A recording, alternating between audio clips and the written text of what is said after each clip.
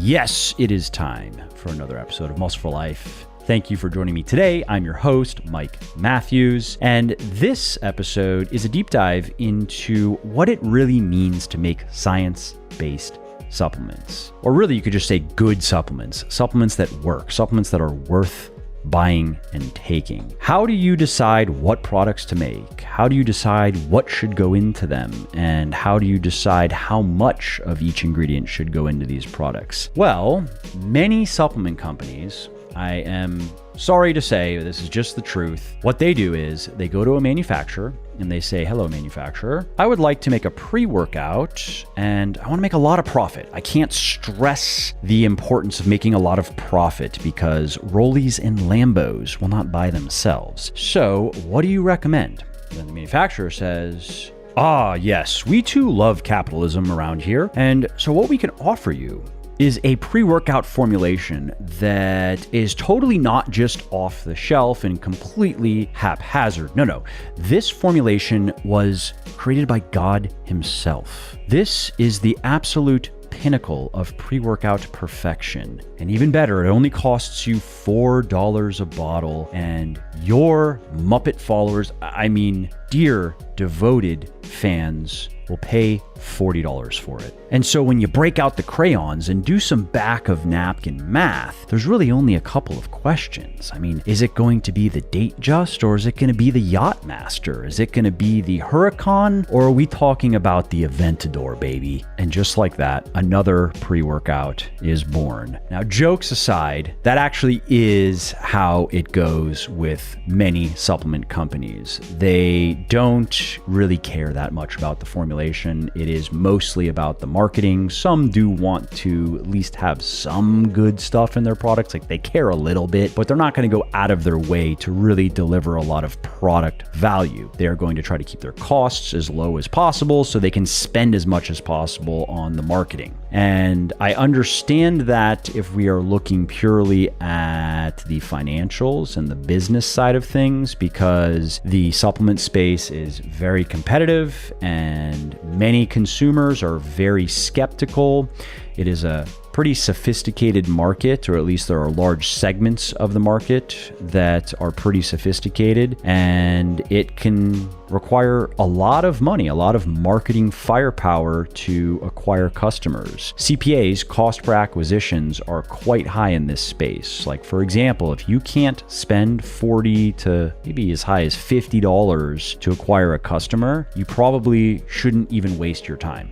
Now, early on, when I decided to get into the supplement racket, I knew that I did not want to do it that way. If that was the only way to do well in the supplement space, then I just wasn't going to do supplements. I would just do something else. I would just write more books, or maybe do digital courses, or figure something else out.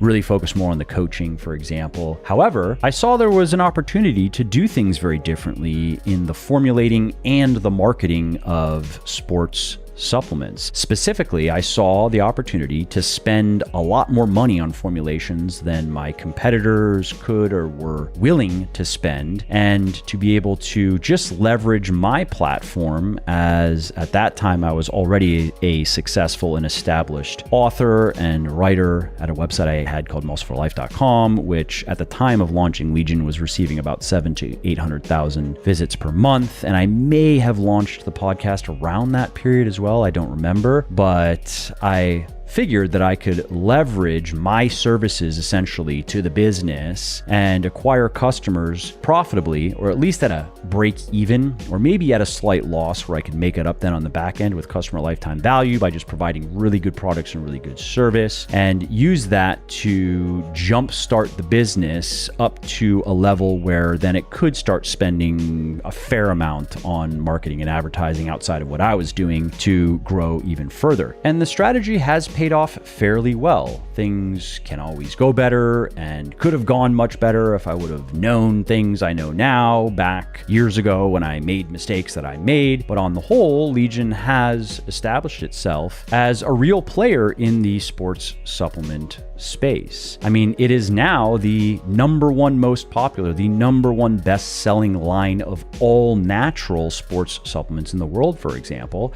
And we are kind of just getting started marketed. We have done no retail up until now, and we've done very little in the way of aggressive paid advertising to acquire customers. And so I think Legion can double its revenue, its annual sales, which are 8 figures right now, in the next, let's say, 1 to 3 years. And a big part of why Legion has been able to do as well as it has is the products themselves, is the formulations. And I give all the credit for the formulations to the person I interview in today's episode, Kurtis Frank, who is the Director of Research and Development for Legion. And if his name doesn't ring a bell, you probably have heard of his previous line of work, which was Examine.com. So that was Kurtis's baby for 7 years or so. If you go to Examine.com and you poke around and you dive into some of the very technical stuff on the site, most of that was researched and written by Kurtis. And Kurtis has been with me since the beginning working on formulations. Even when he was working with Examine, he was coming up with Legion's formulations, but he just didn't want any attention. He didn't want to be in the spotlight for it at all. And now he works with me full time on creating new products, updating existing products, creating content, particularly around supplementation, sharing spicy memes, and other vital activities. And so in this episode, you are going to hear from Kurtis on what it really means to be a science-based supplement company. And you're going to learn about the importance of testing and trusting your manufacturer. That's a major pitfall in the supplement game. You're going to learn about patented versus non-patented forms of ingredients and when that matters and when it doesn't and why. You're going to learn about standardization and why that is very important. You're going to learn about how much it really costs to make really good supplements. And again, it's a lot more than many of my competitors want to spend, that's for sure,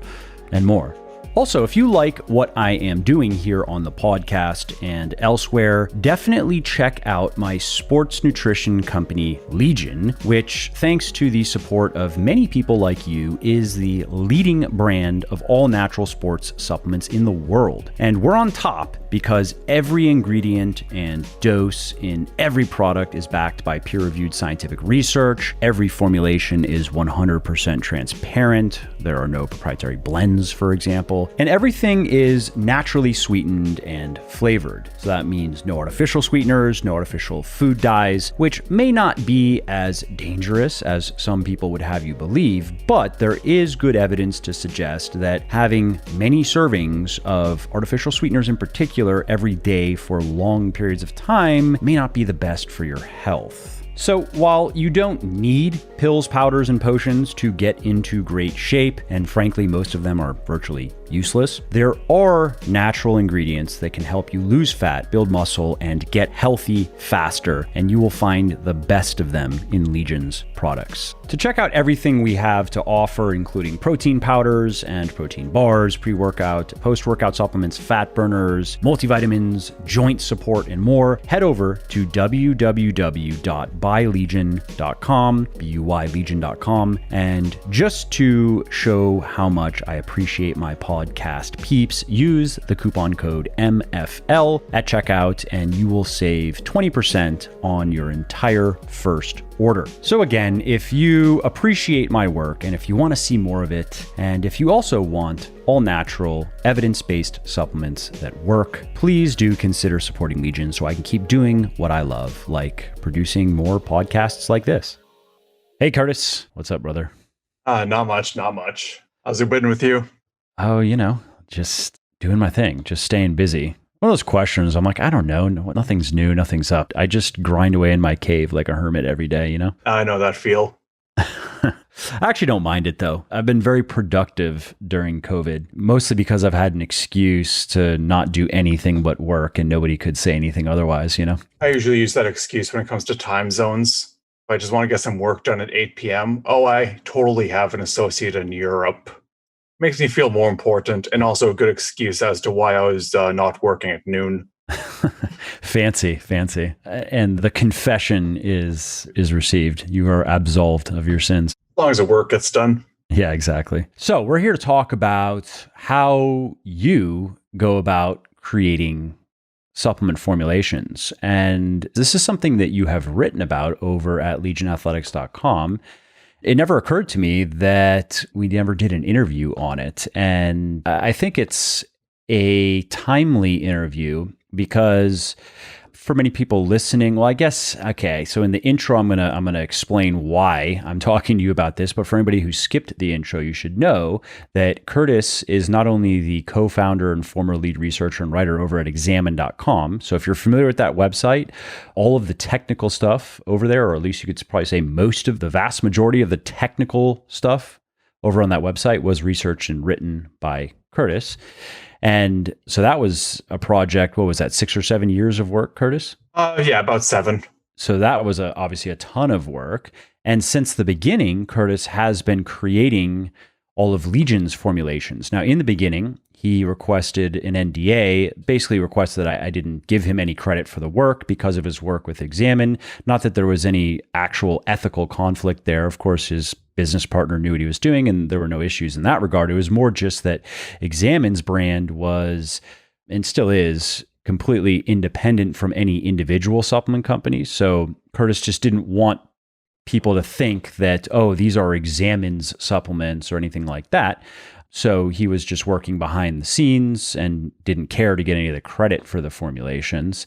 However, now Kurtis works with Legion full-time in research on formulations. He also has done a lot of work on creating content, similar to what he did at Examine, but more layman-friendly. And he's working on a new project related to that now.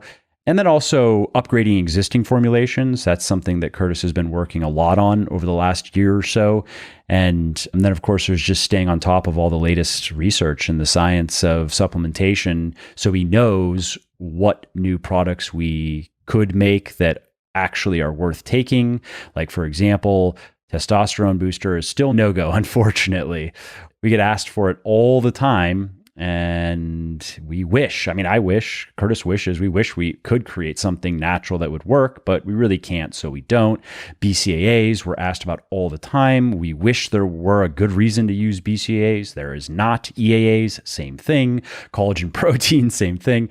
So if you appreciate the value in Legion's products and appreciate the attention to detail that goes into the formulations and how much work goes into choosing each ingredient and the dose of each ingredient, that's another important thing that Kurtis is going to be talking about, then you'll probably find this episode interesting because Kurtis is the guy who gets all the credit for all of that. We do have a scientific advisory board who is a sounding board, and they provide different perspectives, and they certainly have good ideas and have good input, but I would say Kurtis is really the driving force behind the research and the development of all of Legion's products. So, Kurtis, where I think we could start this discussion is, I think we should start with you quickly explaining what does it really mean to be a science-based supplement company? Because when Legion started back in 2014, I believe was year one,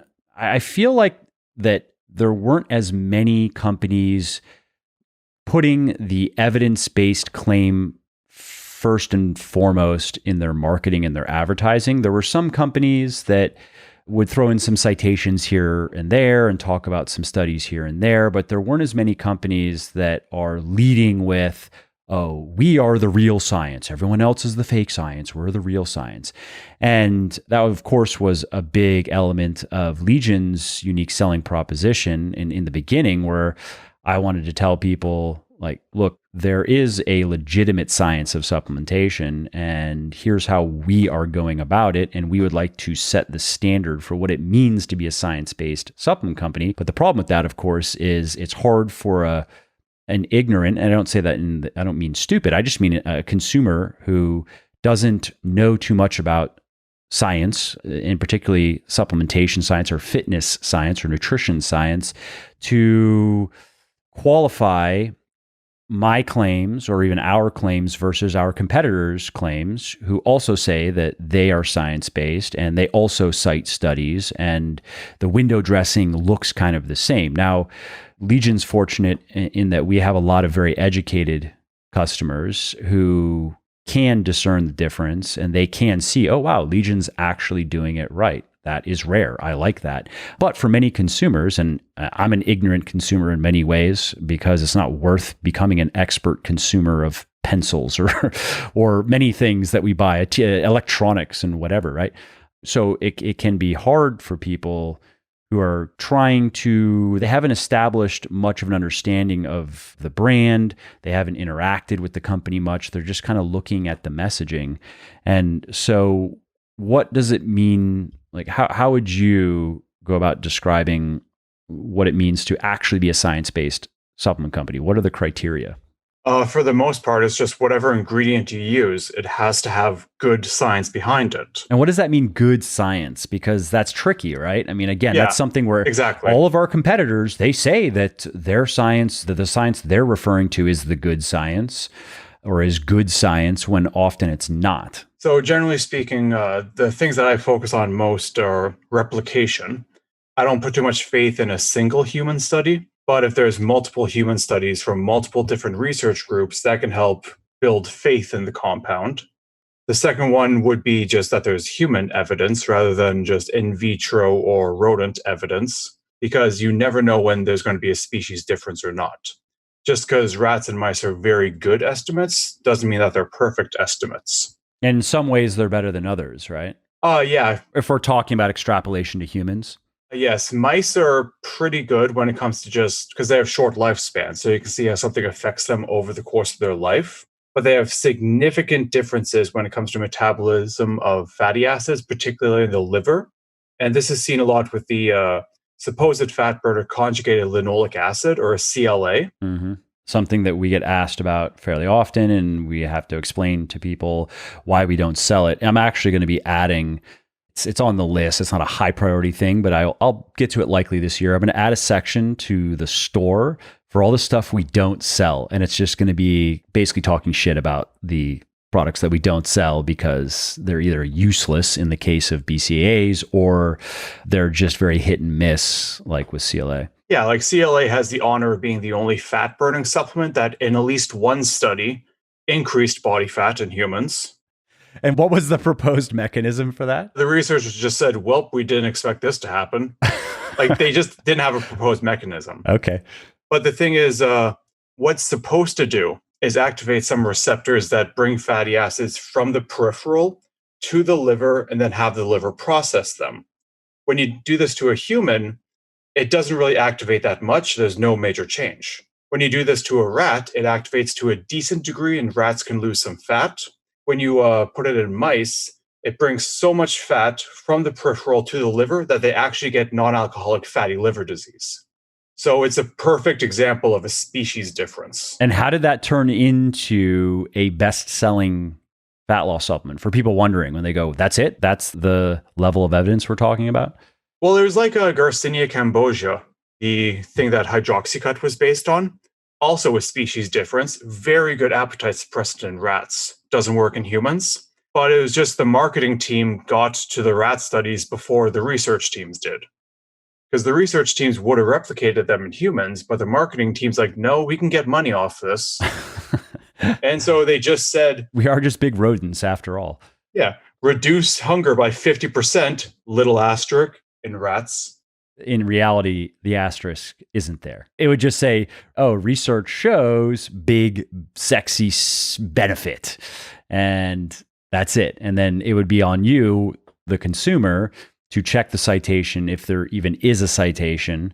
Oftentimes there are no citations, or you'll find there are some companies, I won't name, where if you check their citations, you'll find they're just citing random stuff. And it's not like it's a mistake. Or in-house studies, which I hate. Yeah, that's something probably worth talking about. Make a note of that. But with our sales pages, for example, some of them have scores of studies cited, and people have reached out to us to let us know, like, oh, just so you know, citation 47 is a duplicate of 46 or something like that. Like, we have made some honest mistakes along the way, but not where like half of the studies you're citing have nothing to do with the claims or don't back up the claims at all. As a consumer, that's one thing to look out for, just a quick and easy way to see if a company is just blatantly lying to you, is actually follow up their citations.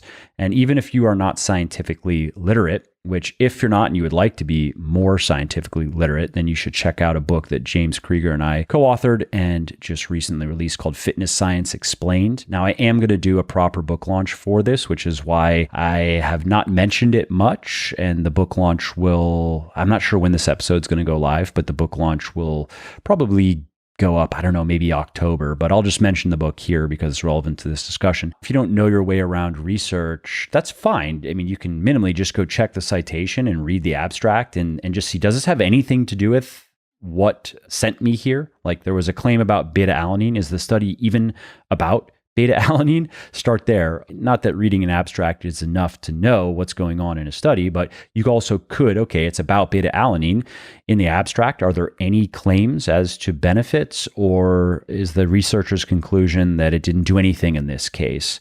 And if you want to go deeper than that, you're going to have to know a bit more, but you can at least start there, right?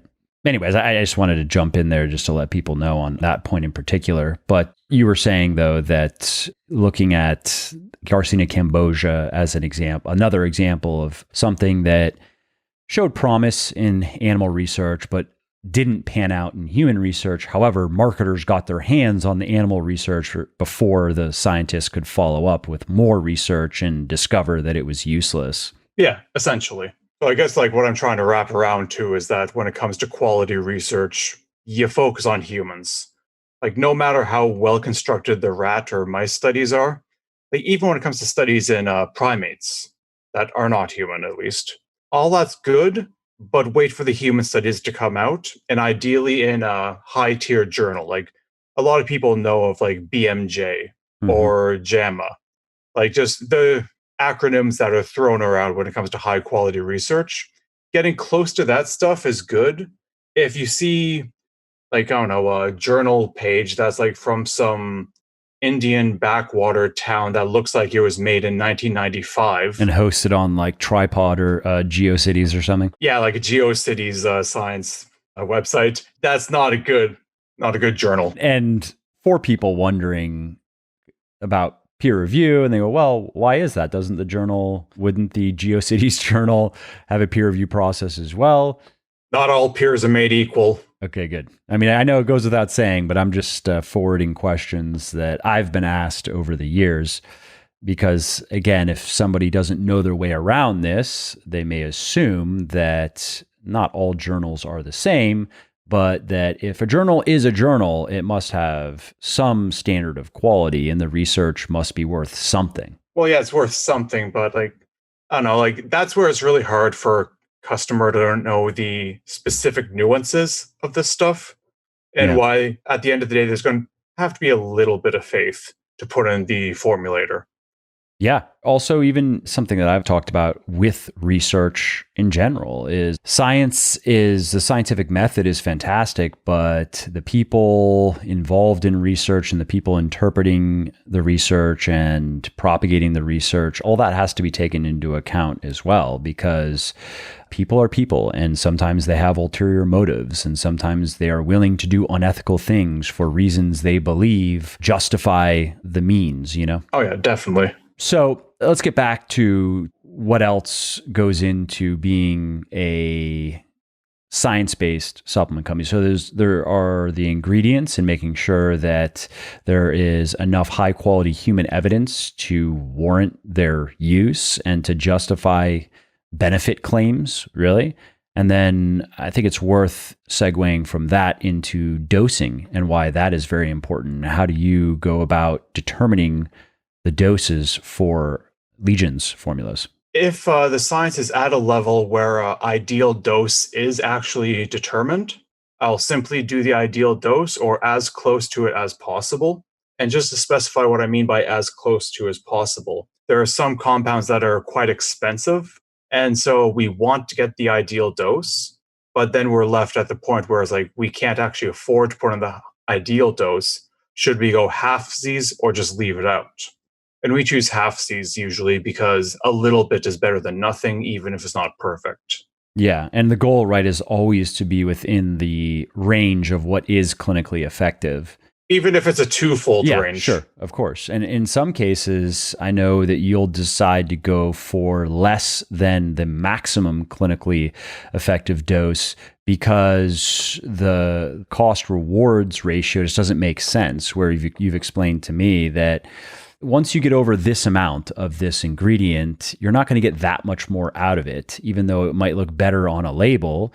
And if that were the only point, okay, I guess you could use the big dose or the biggest dose. But in some cases, right, you'd rather use a clinically effective dose. Maybe it's just in the middle of the range, but it provides, let's say, 80% of the potential benefits of that ingredient, because that frees up money that we can use on other ingredients. And sometimes that is new ingredients altogether or larger doses. So that might be the difference of an ingredient that you really want to include. And if you go biggest on ingredient number 1, you can go minimally, let's say the minimal effective dose on ingredient number 2. But if you bring the dose down on number 1 to something that still provides the majority of the benefits, you're able to now go up to, let's say, also the mid-range on ingredient 2, which makes it a lot more effective, right? Exactly. And so what else are you looking at in terms of what it really means to be an evidence-based or a science-based supplement company? The only other two things would just be overall safety, because we're not going to put in anything that is too risky. And that's actually the main reason why Forge and Phoenix are two different products. Do you want to explain that specifically? Yeah, it's yohimbine. So yohimbine is one of the few fat burners that actually works very well in already thin people, because normally fat burners work good in fat people, and then as you get thinner, they start to lose efficacy. Yohimbine and ephedrine are good for thin people, but we can't legally sell ephedrine, so yohimbine's our only option. But yohimbine has the side effect where only if you suffer from panic or trauma-related disorders, yohimbine can cause panic attacks. If you don't have a panic or trauma-related disorder, yohimbine's not going to do anything. But if you do, it's probably your worst enemy. Although you might get some jitters if it is... Oh yeah, the jitters are fine. Like, I'm just talking about full-blown panic attack. Yeah, no, I know. I just want to let people know with Forge, and that's why we recommend starting with like half of the full clinically effective dose if it's their first time, if they're not habituated to yohimbine, because some people, it seems to be more women than men. Maybe it has to do with body weight, but some people, if they take the full clinically effective dose right away, they'll get a bit jittery and they just don't like how it makes them feel. And it seems to go away after a week or so. Does that? Yeah, about that. Yeah. But that's the main reason why we didn't want to put yohimbine in Phoenix, because then some people wouldn't have a fat burner from us to use. So some people can just buy them both and combine them if they can tolerate it. But for other people who don't want to use yohimbine for safety reasons, they can still go to Phoenix. Yep. That's also, of course, why yohimbine isn't in anything else. Like, I'll see yohimbine in pre-workouts, just yet another stimulant to throw into the mix, you know? Yeah, and we're just not going to do that. Makes sense. Too potentially risky. Has to be isolated as best as possible. As for safety, there's also contraindications, right? There are also ingredients that you will not include because there are too many drug interactions and it's just not worth risking it. Yeah, pretty much. Like, we're changing our fortify around to remove the black pepper, like, because we're using black pepper to increase the absorption of curcumin. And we did this initially because it worked and it kept prices low. And at the time, we couldn't find a really cheap and reliable source of any other absorption enhanced form. And as far as actual risk goes, I mean, it's quite low, right? That's the most common, that pairing is, you'll find that in probably, 80% of the best-selling curcumin supplements on Amazon, for example. Yeah, because without it, it's kind of useless, right? At least it'll have maybe some beneficial effects in the gut, but outside of that, it doesn't do anything. The black pepper extract? If it's without the black pepper, if it's just the curcumin. If it's not absorption enhanced, then yeah, it really just does gut stuff and that's it. Yeah. But risk inherently with the combination is low in otherwise healthy people. It's just that some people do buy Fortified to give to their grandparents for their joint pain. And when it comes to taking it alongside other pharmaceuticals, that's where the problem could. And how come? Just because black pepper extract reduces, because curcumin is absorbed from the intestines into the liver. It's just that the majority of it is then thrown back out into the intestines by the liver. Black pepper extract shuts down this process, allowing the curcumin to pass. But it shuts down the process overall. If there's a pharmaceutical that would normally be subject to the same thing as curcumin, then it gets a pass as well, and you can lead into an accidental overdose. And just for anybody listening, we've never had one of those yet. Never heard of this happening with the customer. And again, curcumin and black pepper, this pairing is extremely common, but it's more just a point of, well, if we can reduce a very small risk to basically just non-existent, and we can do it without making the product extravagantly expensive, then we're interested in doing that, right, Kurtis? Yeah. Because we didn't do it initially because we couldn't find a cheap source. Like everyone was just trying to gouge us with prices. But then we did find a cheap and reliable source, and now we're making the switch. And the switch is to? Curcumin micelles, like the phytosomes. Explain what the difference is. How does they're just not effluxed by the liver as much as regular curcumin is, but they don't shut down that process that black pepper does. So just because curcumin is in the phytosome, if it was taken alongside another drug, that drug is still subject to the safety measures. It's only curcumin that gets the pass this time. So it just makes it a little bit safer. And I'm glad that we were able to do that before we had any complications with the former, no matter how low the risk was. Yep. Makes sense. I believe there was one other thing that you were thinking of along the lines of what it means to be a science-based supplement company. Oh, it's just making sure that you have a good manufacturer. That's why we always have stuff sourced from either the US or, in the case of our protein, I believe Ireland. Yep. We get ours from. You can't call yourself a science-based company if you're getting cheap stuff from China and India. Absolutely. Although I think in a couple of cases, like India, I think India is actually known for having decent spirulina. Am I remembering that correctly? There are a couple of ingredients that you can rely on, but for the most part, you have to be very careful. Yeah, I think they would be good for spirulina. It's a pretty cheap compound overall. Yeah, and this is an insidious element of the supplement game because, sure, there are companies out there who don't care really what is going in their products. We get contacted by Chinese suppliers for everything all of the time. And if we didn't care, we could take that protein, right? So all in, it costs us probably $18, $19 a bottle to produce that protein and send it to somebody. And if we were to go with a Chinese supplier, we could probably cut that in half. If we didn't care to even look into what are we getting exactly, and is it whey protein? Does it contain the amount of protein per serving that it is supposed to contain? Or is it amino spiked? How does it taste? Then we could just double our profit essentially on that item. Actually, you would even more than that when looking at it at scale. And we don't do that because we don't want to do that, because we want to sell high quality stuff that can stand up to scrutiny and pass third-party testing. And I just disagree with it fundamentally, like ethically. I just disagree with those types of practices. So that's one part of it. But then there's the manufacturer. And is the manufacturer doing their job? I've shared this story before a couple of times in the past where we were looking for a backup manufacturer for our multivitamin Triumph. And there was a company, I believe they were based out of New York, and they had all the certifications and everything looked good on paper. And they were going to do a run of the product to show that they could do a good job. And I told them that I was going to send it to a third-party lab, either Eurofins or Covance, I think Eurofins, to get it tested to ensure that it had everything it was supposed to have at the right amounts. And they were like, yeah, no problem. Sounds good. They do a minimum order. We're just giving them a go, giving them a trial run. And so whatever that was, maybe it's 1,000, 2,000 bottles or something like that. Send 3 of the bottles off to get tested. It comes back that it's basically just vitamin C. That's it. And send the test to them. Like, what are you guys doing?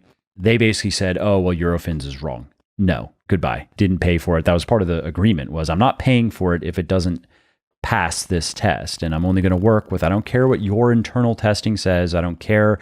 I don't want to work with your buddy's lab. I want to work with this company over here, big, established, reputable lab. And so they agree to all that, and they just make me vitamin C pills. And so what can happen again, as the person wanting to make and sell good stuff is, you can get screwed without even realizing it. Your manufacturer can screw you. And if you don't want to be screwed, you have to be very careful with choosing your manufacturer.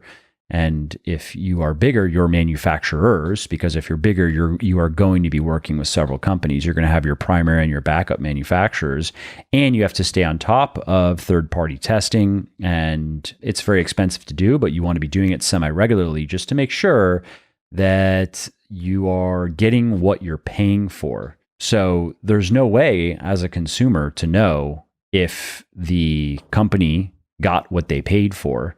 That is really just a matter of trusting the team behind the company. And are these people paying enough attention to all the details? Do they care enough to really make sure that they are not only producing good formulations on paper, but are also producing products that conform to those specs, and that they are not letting a manufacturer take advantage of them?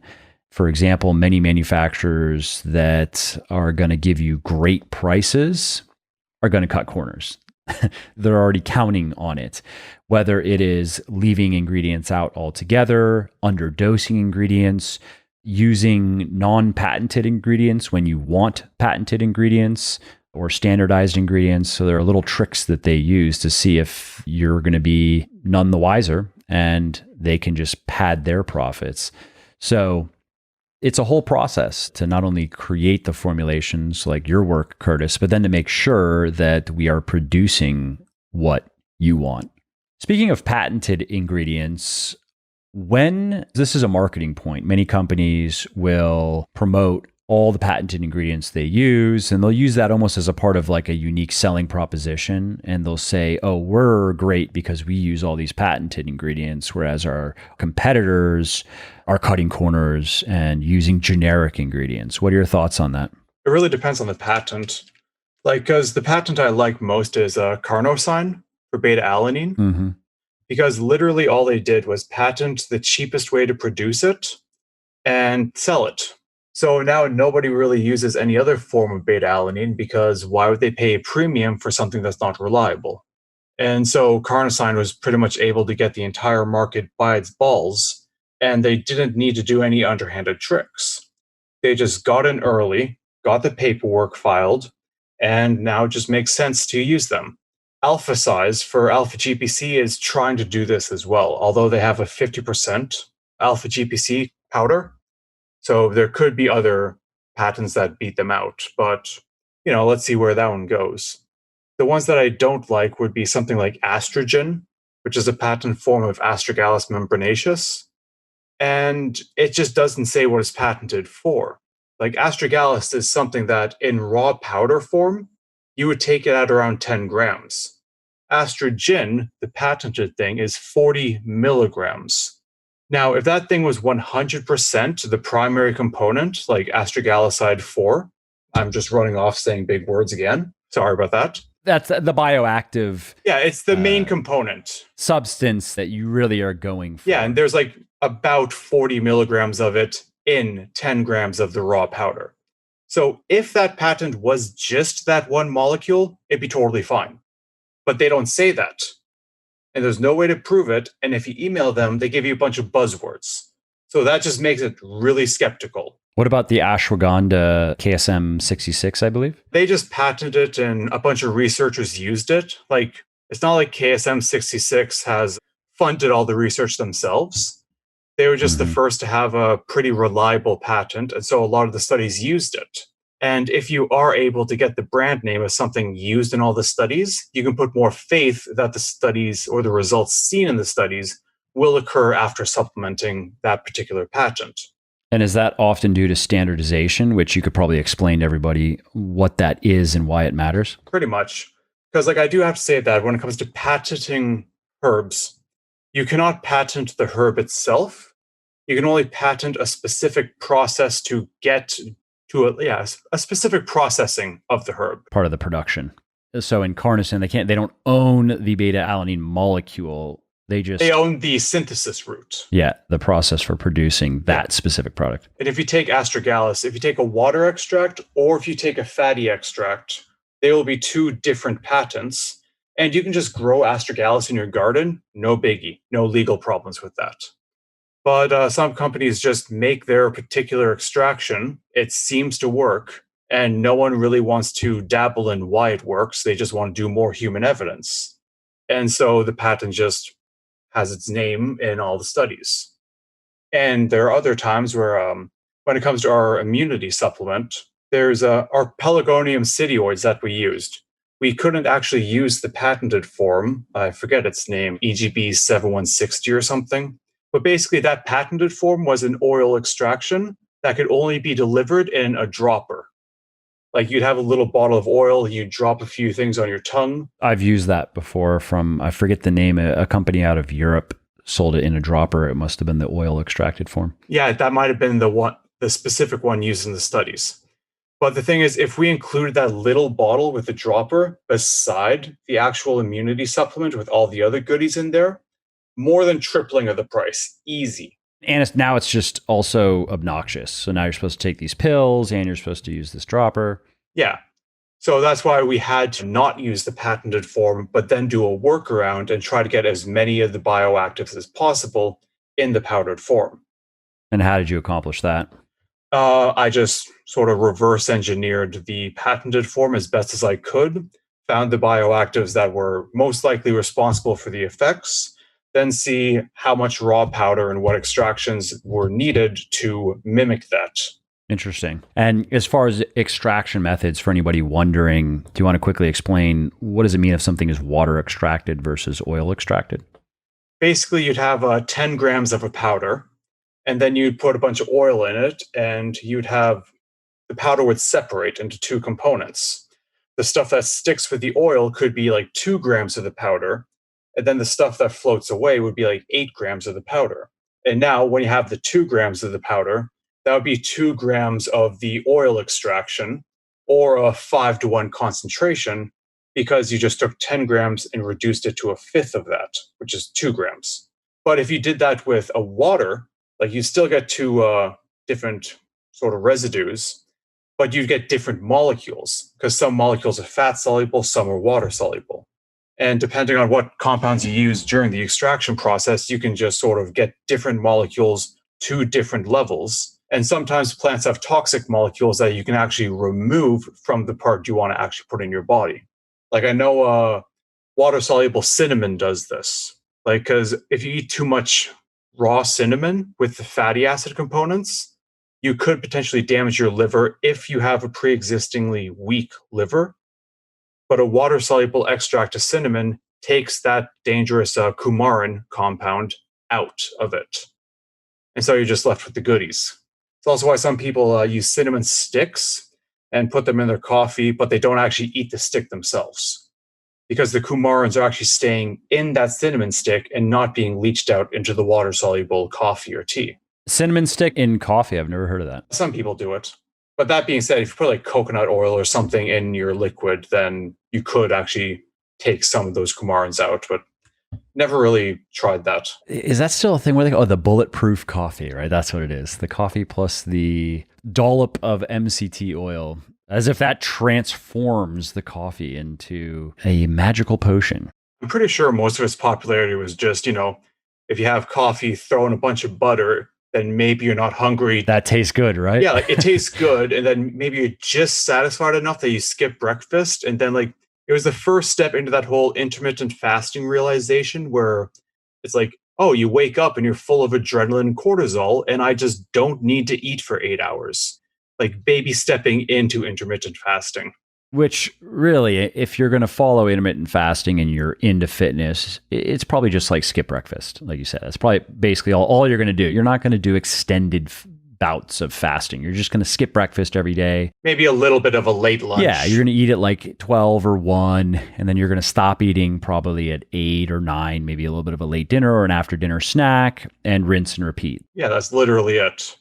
And it is godly. If you like it. I don't particularly like it, so I've never done it much. Sometimes on the weekends, if I'm eating less food, which I often am, because I'll do some cardio on the weekend, but I'm not lifting and doing cardio, so I'll just kind of skip breakfast, or sometimes I'll eat a small amount of food in the morning, but not like even a full protein shake per se. Maybe I'll just have, 100 calories of fruit or something.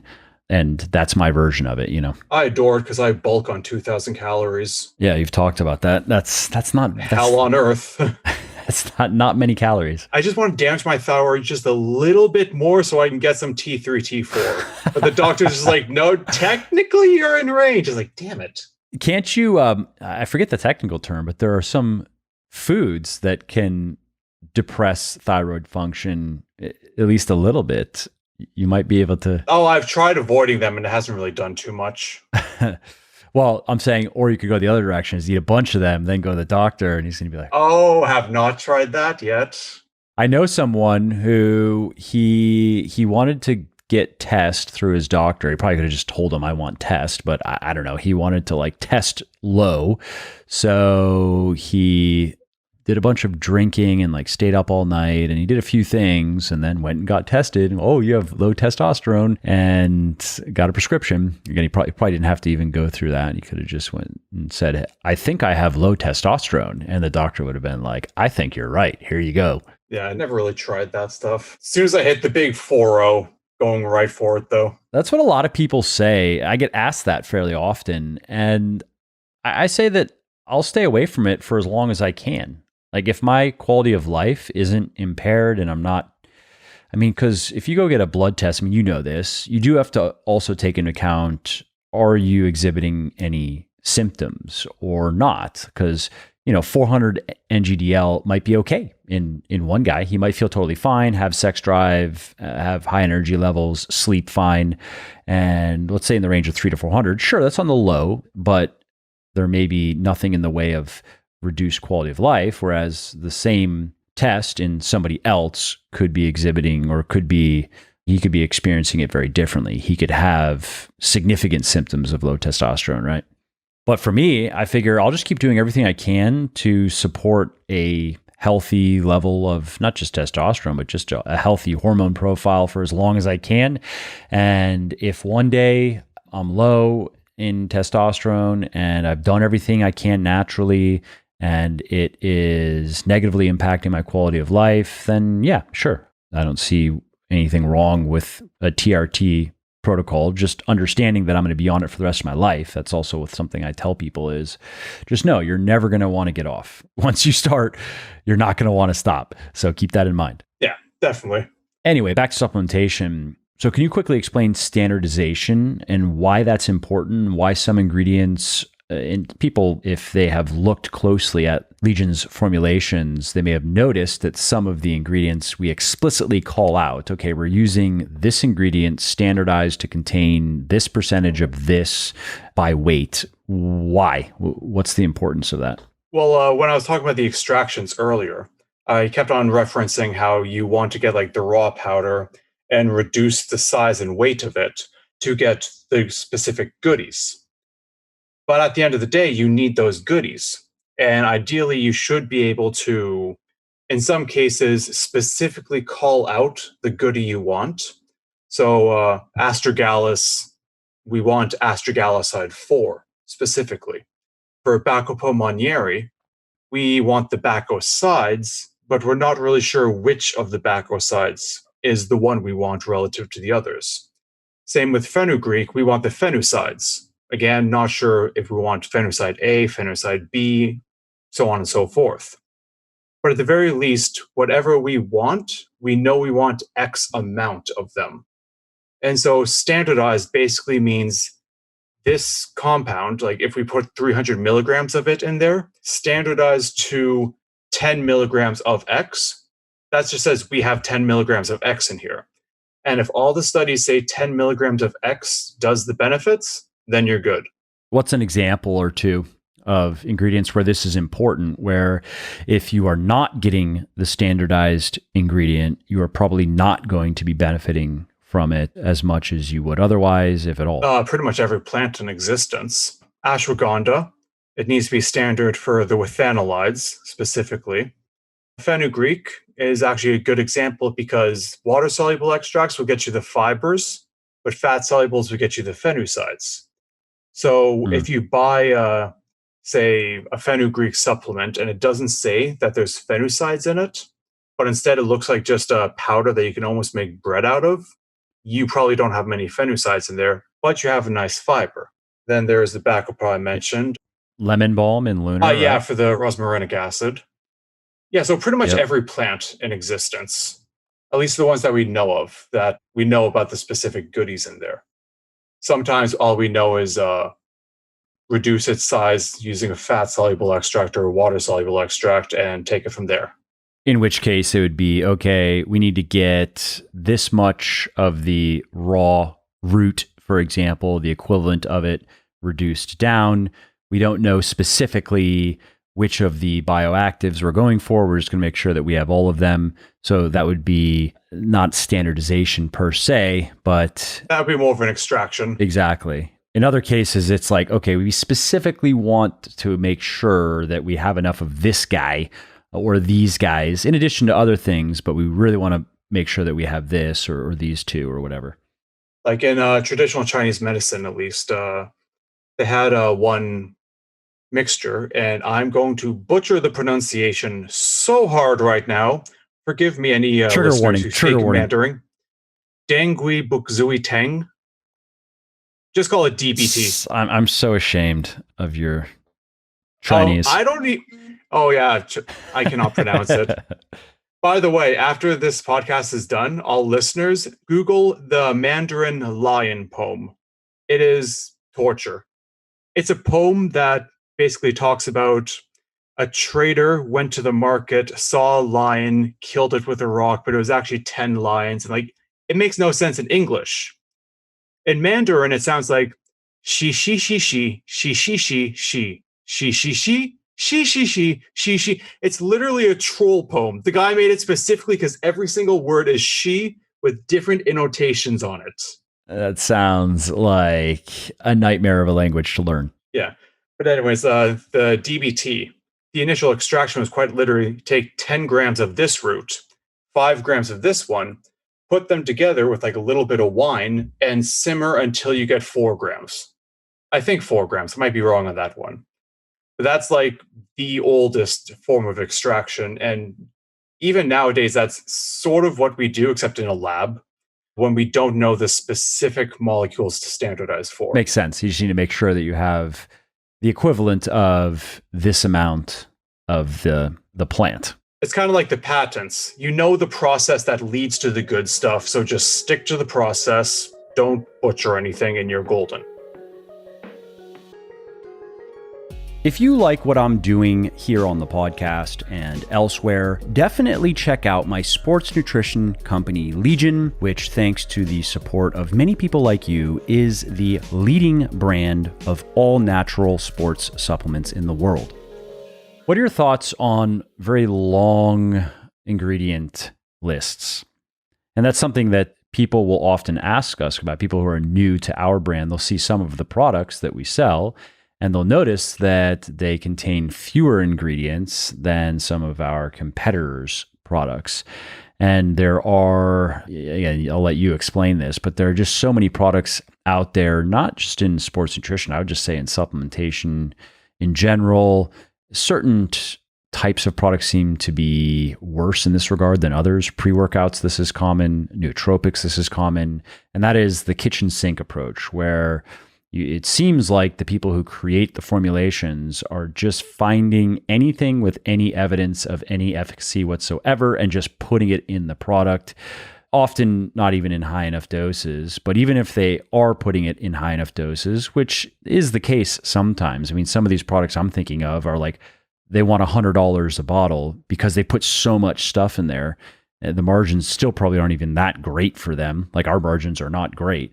But I know that you've written about this kitchen sink approach, and so I figured that also would be something worth commenting on, and why more ingredients doesn't necessarily mean a better product.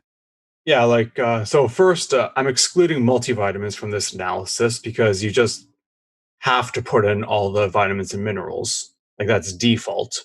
But beyond that, it's every product will have a physical size to it, and you have to put in as many goodies at the doses that they work within that physical size limit.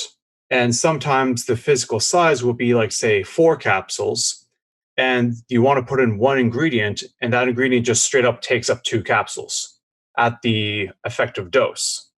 Some companies will then cut the ingredient in like 1/10 of the dose just so they have more room for other stuff, or they'll just cut it down 2 capsules because people would prefer that.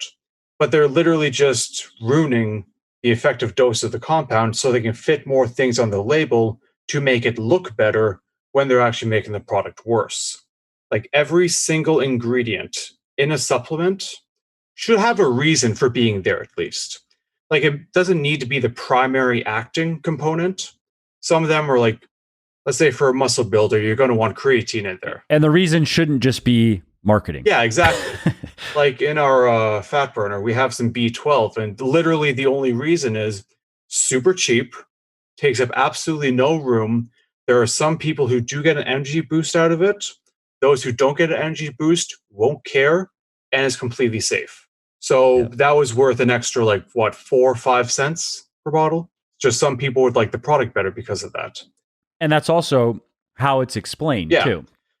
Like, we're open about why it's in there. It's not going to help you lose fat faster. There's nothing super special about it. It's just what Kurtis said. It's that some people are going to notice a bit more energy, and it's inexpensive, and it's safe, so why not? And then there are some products, like, one thing that really annoyed me when I was making Genesis was all the kitchen sink approaches for veggie and fruit extracts.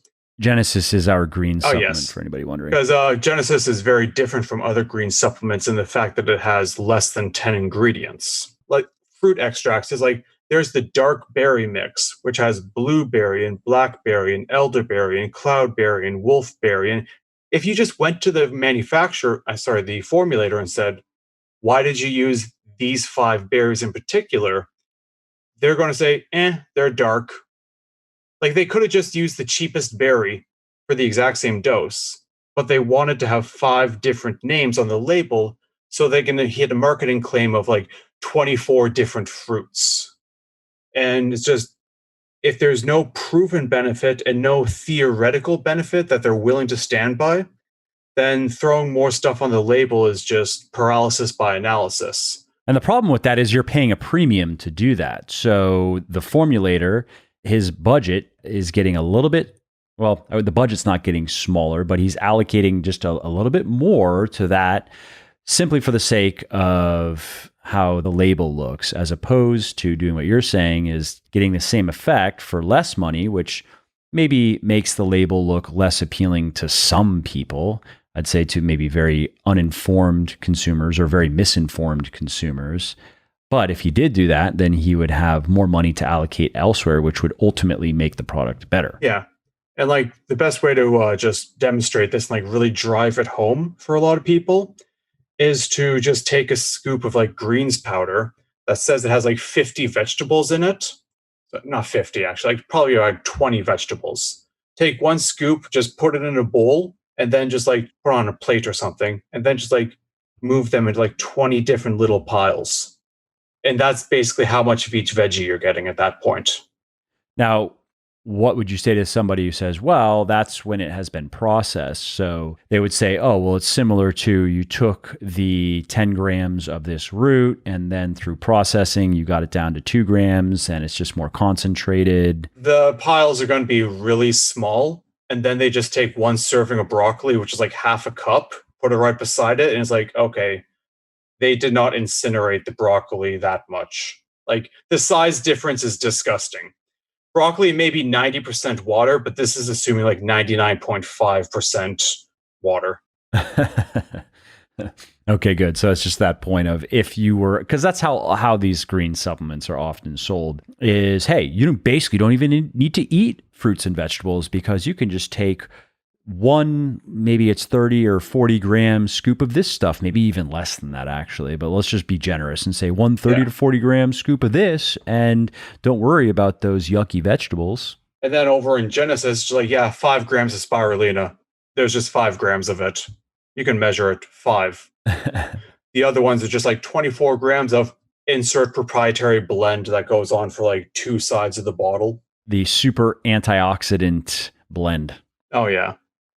Just bragging about the ORAC scale, never even mentioning what it is. It's just like, oh, yeah, it has a high ORAC rating. Don't question it.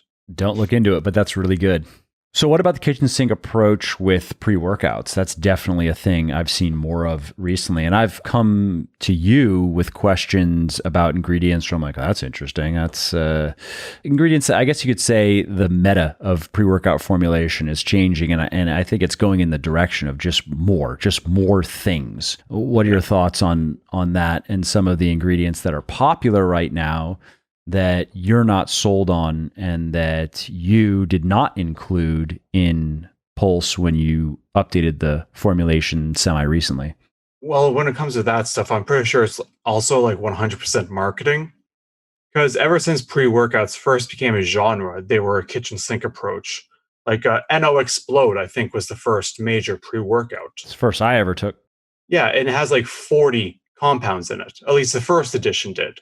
And like proprietary blends and all that.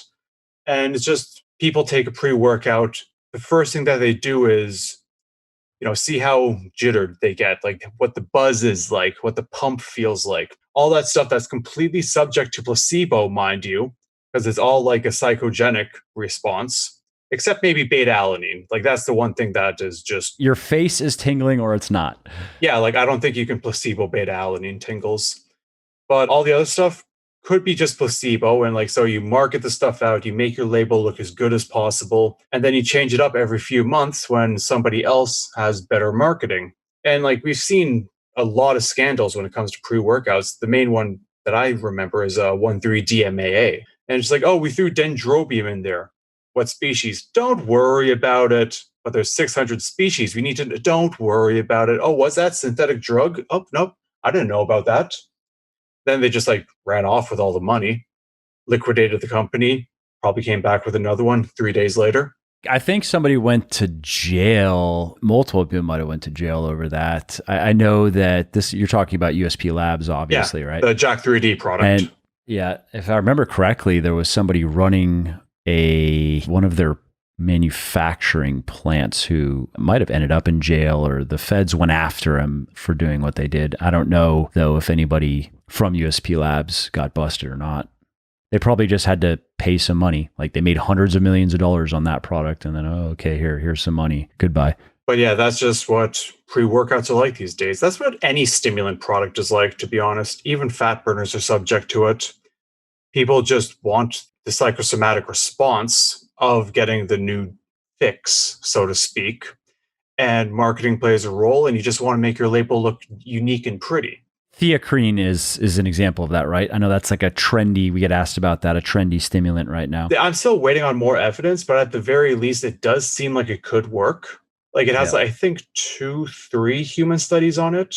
Like they're a bit conflated with industry funding, but at the same time, they're not bad studies. So I'm just biding my time, waiting to see if we can trust in theacrine. It may actually pull out to be a useful ingredient. In what way? Just kind of like a caffeine replacement or an alternate caffeine. That's one topic that hasn't really been addressed too much. Like if you take theacrine and caffeine alongside each other, do they just negate? Do you only get the benefits of one but not two? Or can you get the benefits of both simultaneously? And what do you think, based on your understanding? If you had to guess, what do you think? Like, do you think it's going to pan out? Do you think this is an ingredient you might want to use at some point? I think it'll probably pan out and be useful, but as a caffeine replacement, I don't think that it'll be additional to caffeine. And why might you want to replace caffeine with theacrine? Just to keep your caffeine intake in a healthy range? Or? Theacrine seems to have less tolerance associated with it. Oh, okay. Which is a major thing, because like if you want caffeine for like the straight up adrenaline rush, you need to take like 600 milligrams once a week. And if you take like even one energy drink on a Wednesday, and your deadlift day where you take all the caffeine is on Sunday, that one energy drink could screw you up. So potentially theacrine could give you the benefits, like the power benefits of caffeine, and give you be more forgiving throughout the week. So you can have a little bit more from time to time. Okay, interesting. And for people wondering, that's the stimulant effect of caffeine, right? What you do not become desensitized to is the Anti-sleep. The wakening effects. Yeah, there's like the jittery adrenaline power effects, and then the anti-sleep effects. Anti-sleep effects are permanent for as long as you continue to drink caffeine, but the stimulant effects will only happen if you're not tolerant to caffeine. If you're naive to caffeine, then it actually acts like a powerful stimulant. But after like 3 days of ingesting, it's done. You need to take a few weeks off. And that's something that I've written about and I've spoken about. I don't do it myself because I like having some coffee every day, basically. So yeah. I'm willing to sacrifice the booster effect in the gym. And I don't know if I would really actually like to, I guess if I did it once a week, it would be a big deal, but I don't particularly like how it feels to take 600 or 700 milligrams of caffeine in one go. Especially when you're not tolerant to it. Yeah, it blows you up. Awesome, man. Well, those are all the main questions that I had for you. Is there anything else that we haven't addressed that you think is worth sharing with everybody before we wrap up? Probably just, we do listen to feedback. So if you want to like just ask a question about something, maybe report a side effect. We actually really do take care of side effects, and they do help us refine a lot of products. Like Ascend had a lot of people loving it, but we did have a higher than normal amount of people reporting headaches with it. Mm-hmm. And Ascend is our nootropic, just so people know. And because of that, we actually took that into consideration for the reformulation to make the headaches less frequent. So like reporting side effects to us does help. And how did you accomplish that? Some people are sensitive to choline when it comes to headaches. And we did have a high level of choline in Ascend. And when I was looking back on it, I probably put in enough that some people would really love it. But I was probably throwing some people out in the cold at the same time. I see. I was a bit too eager pumping in the choline there, so I had to tone it back a little bit. Trigger happy on the choline, man. Yeah. Well, I'm one of the people who benefits from a lot of it, and it's one of my favorite compounds to take. So I'm just used to taking a lot and got a bit hubris fueled. Well, yeah. So to that point, if you want to reach out, if anybody listening wants to reach out and share feedback, good, bad, any feedback whatsoever. Good feedback as well. That's always nice to read. Just shoot us an email, contact@legionsupplements.com. If you have any questions specifically for Kurtis, you can shoot them over to contact and then they'll get them over to Kurtis and you will get an answer from Kurtis. And if you have any questions for me directly, mike@muscleforlife.com. But yeah, ongoing feedback is very important. We pay a lot of attention to product reviews and anybody reaching out with any sort of suggestions, we get a lot of suggestions on how to improve products. We don't act on many of them because most of the time these are things Kurtis has already considered or he doesn't agree with the suggestion, but we do appreciate any and all communication because it helps us do what we do better. There are quite a few examples of another example. It's a bit simpler, a bit more obvious, but the first iteration of Whey Plus had leucine added to it because we thought it would be neat to pump up the leucine content of each scoop of protein because there was some evidence that suggested that this may elicit a higher muscle protein synthesis response to the meal. And the problem is leucine is disgusting. It tastes so bad. And because we use natural flavor systems, natural sweeteners, natural flavors, we just couldn't mask it. That's one of the big downsides of all natural is to take something like sucralose. It is not only incredibly sweet, it also just completely eliminates bitter. It's amazing how effective it is at eliminating bitter. And leucine is very bitter. I guess it's bitter or is it sour or is it a bit of both? Whatever. Something like that. It's very, very strong and it does not taste good. And so a lot of people, they couldn't get used to this tang, this kind of aftertaste that would just be left in your mouth from the leucine. And so eventually we got rid of it, even though on paper I thought it was neat and the product was selling well. And there were many people who appreciated the additional leucine, people who didn't even they could taste it and they wished it weren't there for the purpose of taste, but they liked that it was there for the purpose of building muscle. But in the end, the feedback was clear. We had to get rid of the leucine, and so we did. And just to clarify, leucine is horrendously bitter. The tartness is because, like, just when it comes to sort of flavor sciences, tart negates bitter directly.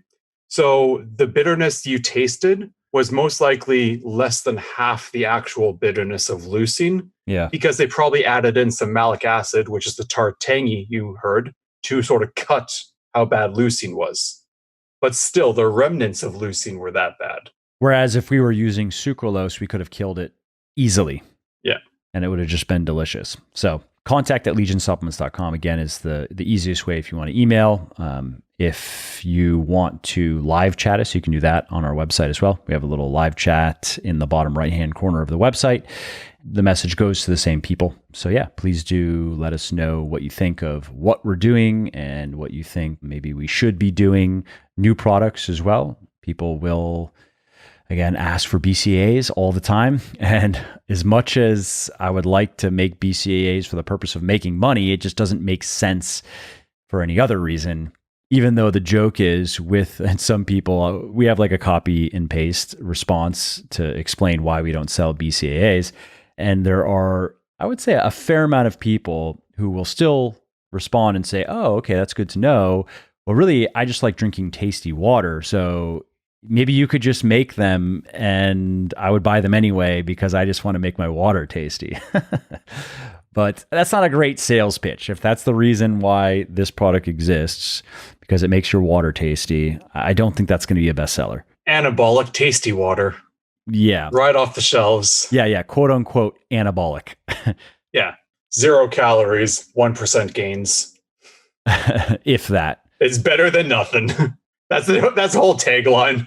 Yeah, and even that is questionable as to how honest that is. Maybe it's better than nothing on low protein days. Why do you have low protein days? That's another discussion. But, well, anyways, I think that's it for this one, man. Thanks, as always, for taking the time.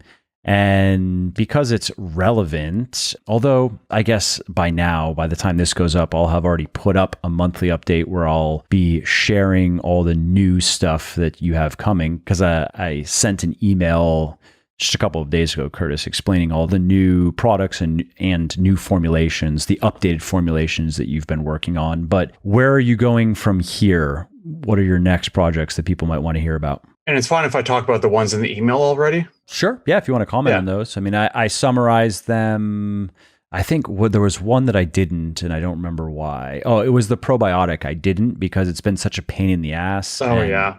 We will get there eventually. But yeah, unfortunately, I mean, if you want to explain quickly, because this is a product we do get asked for fairly often. Obviously, probiotics are popular and they are not entirely useless, but it's hard to do it right? Yeah. So basically, we have 2 gut health supplements coming out. And kind of similar to why we separated Phoenix and Forge into 2 products, just for practical reasons. This one is because one of the good gut health supplements that we have in product A has antibacterial properties, and we don't want it sitting on the shelf for like months, eating away at the probiotics. So we had to put it in separate pills. Mm-hmm. So that product is finalized, looking perfect, and it might also be anti-diabetic in a way. That's just a happy little side effect. And it's called Balance. That's the name. And as for the probiotic, all the cool ones have been patented, and the companies are very greedy and do not want to give us the rights to use them. So I'm still on the... And why is that, for people wondering? Like, because that doesn't make sense on its face. They're like, wait, what? They took all the time and the effort to create a patented ingredient, and then they don't want to sell it to you? Truth be told, I don't know. I think they just have enough of produce and enough of good enough supply chains that they can handle selling it on their own. And they're probably killing some time before licensing it out to others. The exclusion, however, would be El Kasei, which is known as the product Yakult. It's a Japanese yogurt beverage. They have an entire Yakult yogurt beverage empire. So that's their brand. I can see why they in particular wouldn't want to license it out to other people all that easily. But yeah, aside from the yogurt empire, I just think that the other ones, they just earn money enough right now and they don't want to sell it out yet.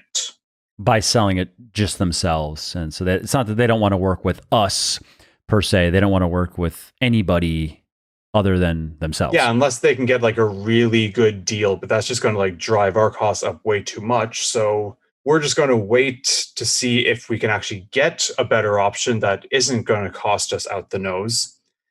And if we can't, then we're going to have to bite the bullet on one of those. Interesting. Yeah, no use making a bare bones probiotic. It has to be cool in some way, unique at least. And the point there is not that it has to be quote unquote cool, right? For the sake of being cool, but it's that a bare bones, if we were to sell it honestly, it just wouldn't be that interesting, right? We wouldn't be able to honestly claim much in the way of benefits. Yeah, I don't want to sell something that you can just go to your basic supplement store and get it for like $15 just out in the little fridge area. Like it works, obviously, but people are already doing that. It's kind of like selling the BCAA supplements. People are already doing that. Whether it works or not doesn't really matter if other people are selling it for either the same cost or lower due to economies of scale, and we have no unique selling point. Like at that point, why bother? Just go to your local store and pick it up for cheap. Which is why we don't sell individual ingredients, for example, and probably never will. I don't think that would ever make sense under the Legion brand to sell just citrulline. Here's a bag of citrulline. If we wanted to do that, we'd have to start a separate brand, and that's all that brand would be about is high quality individual ingredients in bulk at a low price. And there are some companies out there already doing that well, although I would say their branding is really bad. So there could be an opportunity there, but not one that we're looking to pursue. And so that kind of comes back to, I guess, your personal philosophy and also Legion's philosophy of formulation, which is there needs to be something unique and it needs to be how we start. And this is something that I don't think we got into, but in the beginning, when you create your formulations, right, you're not thinking too much about the cost. You're just curious, if I were to make the best possible blah, how much would it cost? Because we've gone through that where you'll put together, I remember the first Genesis formulation. Remember that? It came back at like $80 a bottle or something, our cost. Yeah, my bad. And remember one of the problems was the anthocyanins were like 20, which is pigment in berries, right? And then I went for the expensive mushrooms. Yeah. But the anthocyanins alone were I think it was $20 or $30 a bottle, our cost. Just that one ingredient. And that's a perfect segue because of the other two products that are coming up. One of them, the Vitality, does contain anthocyanins in it. The thing is, we put in the highest dose we could financially do, which was also the lowest scientifically proven dose. So on one hand, yes, we got in the scientifically proven range. Yay us. On the other hand, we could have doubled it and got extra benefits, but again, the costs were just insane. But it is going to be worth it because it's paired with a bunch of other stuff that help the target demographic, which is older athletic people.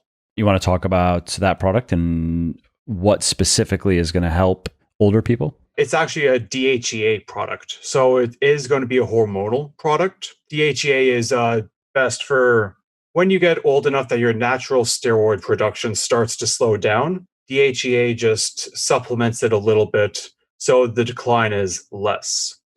Then anthocyanins, aside from just being standard good oxidants, help with not only cognition in older generations, but it was actually quite recently a study came out showing that in the 40 to 50 age demographic, blueberry anthocyanins, which should be the ones we're using, if not we're using another dark berry, also help. And then we threw in some rhodiola because it's always good. Yeah, rhodiola is neat. Yeah. And then finally, we are doing something that I'm actually really looking forward to how people react to. It's a beauty supplement, but it's oral. As opposed to anal, a suppository? Topical. Like No, I know. I'm joking. I'm joking. Yeah. Like when I was looking into the just all beauty-ceuticals, as they're called. Maybe ours should be anal. Maybe it should be a suppository. That would be It'd unique. have to be probiotic. There's like no probiotics in it. It's just like, yeah. Yeah, it's just our perpetually patented process of delivery. But yeah, like just looking at all the beauty-ceuticals, there's no way that we could have gotten any of our manufacturers to make creams that are better than the stuff you can just get for $10 on store shelves. Like they've nailed that stuff down. So we had to compete in another way, and no one had a good oral supplement for like skin, hair health. Like I want to say nails, but there's literally no evidence on nails for anything. Not even biotin has evidence for nails. That one was really shocking. Yeah, because obviously there are many beauty products out there, but specifically when you're looking at the formulations, you couldn't find anything that stood out to you as valid. Yeah, it's not for nails. Like the only things I could find were for skin and a little bit for hair.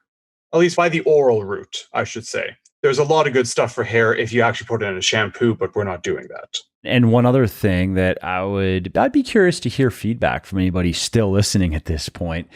What do you think about doing, reach out, Mike at Muscle for Life, email me and let me know. What do you think about us doing an elite line? That wouldn't be the phrase I would use. That's too cheesy. At least I don't think I would use it. But basically, if we could create some really high-end stuff. So if you've been listening up until now, you've heard, for example, that some ingredients we've just not been able to use in some products because they're too expensive, even though it would definitely make the product better and it would be exciting, but the economics just don't work at our current price point.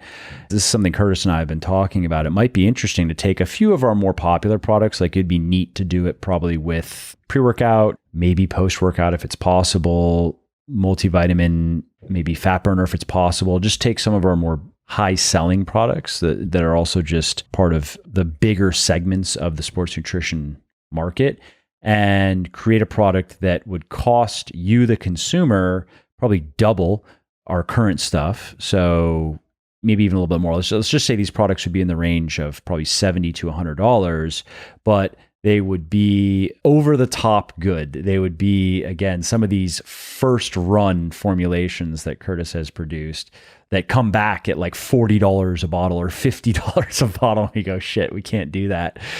If we were to do that, is that something you, dear listener, might be interested in? Would you be willing to pay that much for a super premium product that truly is unlike anything else on the market? And I understand most listeners would not be willing to. I totally get that. But I'm just curious how many of you out there would be interested, even if it were just maybe you don't want all of the super premium. If we had 3, 4, 5 things, maybe you just want one. Let me know, Mike at musclelife.com. I would be curious to hear your thoughts because, Kurtis, you could have some fun with that. Oh, yeah, totally. All right, man. This was informative as always. Thank you for taking the time, and I look forward to the next one. Same here. All right. Well, that's it for today's episode. I hope you found it interesting and helpful. And if you did, and you don't mind doing me a favor, could you please leave a quick review for the podcast on iTunes or wherever you are listening from? Because those reviews not only convince people that they should check out the show, they also increase the search visibility and help more people find their way to me and to the podcast and learn how to build their best body ever as well. And of course, if you want to be notified when the next episode goes live, then simply subscribe to the podcast in whatever app you're using to listen, and you will not miss out on any of the new stuff that I have coming. And last, if you didn't like something about the show, then definitely shoot me an email at mike@muscleforlife.com and share your thoughts. Let me know how you think I could do this better. I read every email myself, and I'm always looking for constructive feedback. All right, thanks again for listening to this episode, and I hope to hear from you soon.